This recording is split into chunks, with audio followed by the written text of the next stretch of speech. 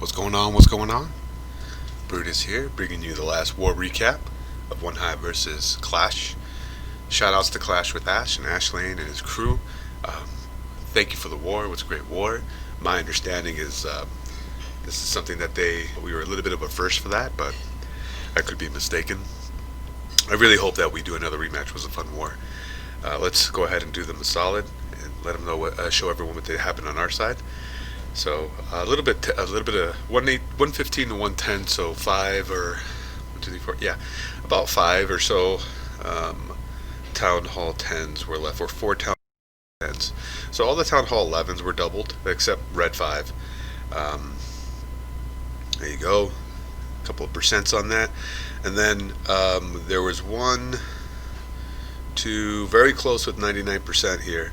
3, again very close with 95. And 91. So high 90s, just one tweaks or one things about the troop behavior, and those would have been 3. That's how close it was. And then of course they got all the town hall 9s done. And on OneHive side, all the town hall 10s, all the town hall 9s were cleared, and all the town hall 11s were doubled. And the percentages on that. We have shout out to Diesel, town hall 9 doubling a town hall 11. Woo! And there you go with all that. Hey, look at VIP Andre with 89% here, very close to getting the first triple of Town Hall 11s of the war. So, without further ado, let's go ahead and start showing some of these replays. First up, we got 9 Evermillion going in Town Hall 10 versus Town Hall 10 3 stars. He's going to do a boner attack, which is my favorite thing to say. Alright, you might hear some baby action in the back. Has stay-at-home daycare, so that's just, it is what it is. That's my morning. So he puts the giant down with healers behind that, just to give him some added tankage, while this queen cleans up the first side of the funnel. Wizard down completes that on those high tile space for the camp and things like that. Puts the golem down. Another wizard on the other side to complete that funnel, and then just a few wall breakers in here. Then throws down the CC bowlers behind that to create the right side of the funnel, and then a little bit of the left, because what he's going to do up to this line right about here is that's where his miners will go. Rage down to basically erase that side, and then they move on down to where he wants them to be with that jump. Engages one of the 2 infernal towers, which is like a standard with these things, and then he go ahead and starts with his miners on the left side. I will go ahead and circle this base here. Keeps them under heal.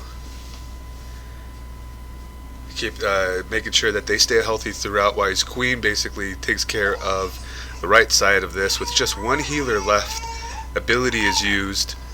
And take it now under fire. He is going to lose his queen under fire under that 1 point defense, which on that maxed out Town Hall 10 maxed out Arch Tower is no match. The 1 healer cannot keep up with that hit points. So under heal, he's still got 1 in the bag here, and he's got a ton of miners left. Eventually they're going to circle around here, down through here. I mean, miners, I'm starting to use them as well on my Town Hall 10, and man, yeah, the hype is about as real as HGHB. Anyone that's a Town Hall 10 or Town Hall 11 will tell you that. But it's the one thing is, man, they're so hard to keep track of. Like, I really don't know until they pop up how many I have, and even at that point I still don't know, and what their health levels are. So at this, but he's going to go ahead and just get the 3 on this. He's got way too many miners left over here. It was a really nice funnel, really nice plan of attack. This was a cleanup, but the Town Hall 9s on the OneHive side, just there was a lot of 6-packs early, which enabled us to get some scouts in early for the Town Hall 10s. So we took the lead, and I don't believe we looked back. So that, and the Town Hall 9s really enabled that. Going down to the next one, going down to Fake Jake on number 12. This is cleanup, I believe. Town Hall 10 to Town Hall 10 3 star. And he has, instead of a boner attack or miners or bowlers, he has Valkyries. The other poison, or the other white meat, right? It starts a minion on the left side of that high hit points, uncovered, not high hit points, high tile structure, and low hit point, with just a minion to make sure that she goes, the queen goes the direction that she wants. Steps up into this nook here because they gotta be 4 tiles away from the wall, and because that nook is 3 tiles away, she can step up and get to that archer tower, which completes one side of the funnel. I really like this walk here. So not only does he really make a profound funnel on the left side with this queen, gets the CC lure, and keeps his ability in hand, and healers stew behind. On the right hand side here, he starts his just a giant, and then a wizard right here to tank. A wizard to complete the funnel, with 2 of them actually. So that's where he is going to turn into by this builder hut. This little section right here is where he's going to enter into with his Valkyrie. So once the queen takes down the other side of this, he starts the funnel with one. Now that cannon is under fire, he starts 1 or 2 Valkyries to start that funnel to send the rest of his Valkyries inward. Queen will take care of everything else, and just a complimentary miners here from the CC.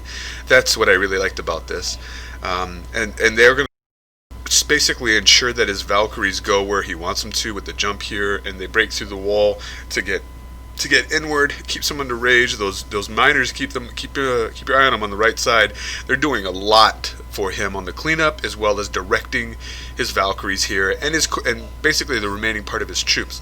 These miners on the right hand side basically took out, I would say, about 15 to 20% of the right side of the base. And that's just CC miners. So a lot of Valkyries stew up. There goes, a couple of Valkyries stew up. BK is now turning into a BK walk. Plenty of health left on both his royals that are with the healers back in the air still. Just a really nice walk and use of his miners to ensure that his mass Valkyries go exactly where he wants them to go. That's what I really liked about this raid. So nice job, Fake Jake. Fast forward that. Let's move on down to 18, Goat, against Paul Murphy. For this one, we have a Vaho, old school Vaho. He's going to do a little bit of an AQ walk to take care of the left-hand side here, this basically whole section, and she'll get this. This is a fresh hit as well. And then he's going to send his Valkyrie section inward, and then complement with some hogs. So he's going to start that down, a couple of healers behind, just taking, there's only one potential point defense, which is that archer tower that is now working on the baby dragon. Baby dragon completes the prominent funnel here, gets some wall breakers in there, and now she's good to go, and she'll definitely step up in there. And I thought it was ballsy to go straight on to head on into the sweeper. But if you look at once the sweeper engages the healers, there's not a lot hitting the queen that's point defense. It's pretty much splash damage, which is really nothing that the queen can't handle. It's when she gets pushed back like that and then takes some damage. It's the CC that's the threat right here, right at this crucial moment. But with it being poisoned and being a rage right there, they can keep up that half second that they get pushed back, and then from here there's just 1 point defense really until that sweeper goes down, which he takes out right away as those Larrys pop up. Minion down here sacrifices one Valkyrie to ensure that funnel's created, and he sent just a few hogs on the left side, which I liked, to ensure the satellite defense is taken away, that can't pick off his healers too soon or his queen. And now that the healers are under fire from that one archer tower, but he's already sent in his majority of his Valks. There's a Tesla farm right between here that he didn't see, that might have been planned for. The Valkyries decide to ignore it, and the queen couldn't quite reach it because it's 4 tiles behind that wall. But she circles back around to get that, so they won't have to circle back too much to get it. Oh, excuse me. It's early in the morning. I'm sniffing my nose. But he goes ahead. He sprinkles in some hog now to complement those shit ton of Valkyries left over. Them Jinjin ninjas just gangster. Sprinkling the last hogs here to take care of just a few defenses. I think this Tesla is going to take out this queen, and then with the spring traps, he loses two of his 4 remaining hogs, and now he's got a showdown to the death here. But the Tesla's going to win. So he was fighting time at this point, but these Ginger Ninjas are so fast, and he has so many of them that there's no doubt they're going to circle back through, eat through whatever they need to quickly, and then get to the Tesla tower, no problem. It's never a dull moment in my house. So, and then last but not least, we got 28, 29. Great job, Go. Let's go down to, I think it was 28. Nope, that was Go. It's 29. Tiny Pickle. One of my favorite in-game names to say. Alright, so with this one, again, very nice. Go-Ho, I believe. Or bowlers are in there somewhere. You're going to start the walk on this side. Take on 2-point defenses head on right away. Oh, I'm sorry. Does he take a minion? Yeah, really smart minion. So the queen is taking these 2-point defenses, and when that happens, because the cannon is uncovered, just really cheap, really nice. Just a few minions to take down that cannon trade, and then also get some trash buildings along the way. With the defenses up there on the right hand side. So she'll definitely go around the left side, no problem. Not hitting more than 2-point defenses at any given point as she makes her walk around. Puts down a golem to, I believe it was to tank for that wizard tower, but given that it does splash damage, it doesn't matter. So the baby dragon went down, is taking fire from that. Baby dragon definitely is going to take down the other side of the funnel on this. She'll probably hang a left there. There it goes. And then he puts down a jump right on that air defense that will basically send in his initial kill squad up towards that. Get the CC lure, poison that down. There's the rage that basically erases the core, and then he starts to complement his kill squad with just sprinkling some hogs with the surgical type deployment by putting down the giant first, and then some of his hogs to basically support his BK and bowlers on this side coming on through. He leaves the queen for last. His bowlers and his kill squad decided to hang a left at Albuquerque and go get some fries and gravy. So he is on his own. His queen was on her own to take on to the enemy queen. Does take her down smartly, holds on to his hogs before that portion of the attack has happened. Then sprinkles in some hogs and get the fuck out of there. Sprinkles in the hogs here, holding on to that last heal because there's a Tesla pop right here in this corner. Drop it right down on that, and that'll be that for this base. So, great job, OneHive. Doing work early that enabled a lot of the planning up top to happen with a lot of buffer. I think it was, and then not to mention just the excellent communication and planning on everybody that is the family of OneHive getting together and doing what needs to get done in order to get that win.